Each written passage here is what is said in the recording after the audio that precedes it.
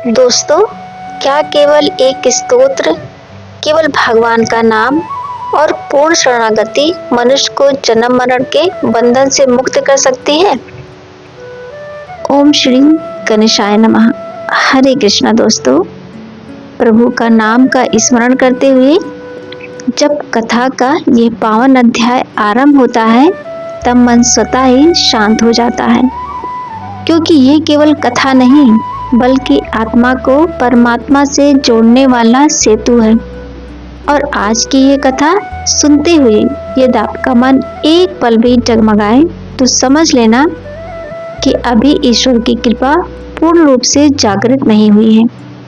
इतना कहकर जब भगवान अंतर्धान हो गए तब देवनिधि हाथ जोड़कर महर्षि लोमश से बोले, हे महर्षि, जैसे गंगा में एक बार स्नान करने से मनुष्य पवित्र हो जाता है, वैसे ही भगवान की इस कथा को सुनकर मेरा अंतःकरण निर्मल हो गया है।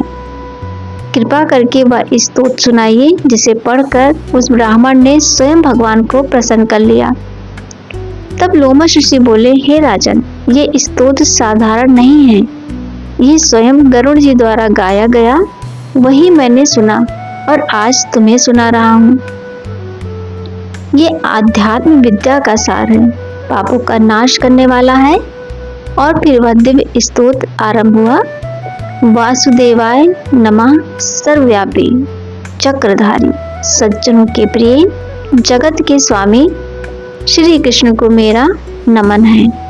और उसी क्षण ये भाव उत्पन्न होता है कि जब समस्त जगत ही विष्णु है तो स्तुति किसकी करें, और करने वाला कौन है? जिनके श्वास से वेद प्रकट हुए, जिन्हें न वाणी जान सकती है न मन, उनकी स्तुति में ये अज्ञान क्या कर सकता है? यही सोचते सोचते साधक का अहंकार गलने लगता है, क्योंकि यहीं से कथा साधारण श्रवण नहीं साधना बन जाती है।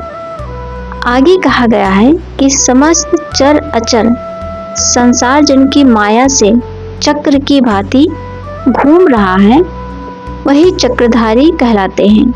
ब्रह्मा, विष्णु और रुद्र भी वही हैं। जीव जब शरीर धारण करता है तब उसी से ज्ञान उत्पन्न होता है।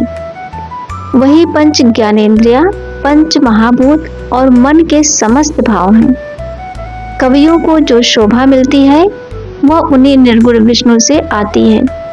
योगी जिन्हें आत्म रूप में देखते हैं, अद्वैत कहकर गाते हैं, यज्ञों में पूजते हैं, वही भगवान है। जिनका स्मरण मात्र मोह, अज्ञान, रोग और दुख को भस्म कर देता है। और ध्यान रहे, यही वह स्थान है जहाँ सुनने वाला स्वयं को कथा में अनुभव करने लगता है। संसार की मोह रूपी अग्नि उनके चरण कमलों की छाया में पहुंचते ही शांत हो जाती है, जिनमें लीन हो जाने पर फिर किसी और इच्छा का जन्म नहीं होता। वेदांत कहता है कि भगवान सर्वत्र व्याप्त है और इसी सत्य से अविचल भक्ति जन्म लेती है, जो बिना बीज के भी स्वयं विद्यमान रहती है। वही भगवान सृष्टि, स्थिति और लय के लिए ब्रह्मा, विष्णु और महेश के रूप धारण करते हैं। सत्य, रज और तम तीनों गुणों में विद्यमान रहते हैं। प्राणियों के हृदय रूपी मंदिर में निर्मल देव के रूप में निवास करते हैं। जैन उन्हें शरीर का परिणाम मानते हैं, सांख्य उन्हें प्रकृति से परे पुरुष कहते हैं, उपनिषद उन्हें जन्म मरण से रहित सदा आनंद स्वरूप गाते हैं। और यही एक छोटी सी कथा जुड़ती है दोस्तों। जैसे एक दीपक अनेक घरों को प्रकाश देता है पर स्वयं नहीं बढ़ता, वैसे ही भगवान सब में रहते हुए भी अखंड रहते हैं। अग्नि, सूर्य, इंद्र, मंत्र, कर्म और फल सब वही हैं। वैकुंठ में भी उनके समान कोई नहीं। जो पापी भी उन्हें प्रणाम करता है उसे यमदूत वैसे नहीं देखते जैसे उल्लू को। उनके चरणों का आश्रय लेते ही पाप अपना प्रभाव खो देते हैं।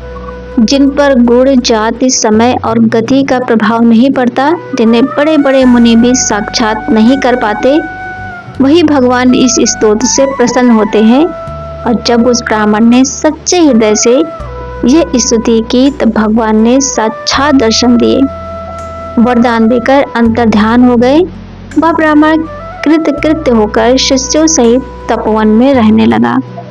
और लोमश ऋषि कहते हैं, जो कोई इस स्तोत्र को पढ़ता या सुनता है उसकी बुद्धि पाप में नहीं लगती, मन और इंद्रियां स्वस्थ होती हैं, धन यश ज्ञान संतान दीर्घायु प्राप्त होती है, ग्रह दोष शांत होते हैं, भय रोग अनिष्ट दूर होते हैं। जैसे कमल जल में रहकर भी उससे लिप्त नहीं होता, वैसे ही भक्त संसार में रहकर भी पाप से अलग रहता है। और अब अंतिम भाव, जो प्रातः काल इस स्तोत्र का पाठ करता है वह इस लोक और परलोक दोनों में अक्षय सुख पाता है।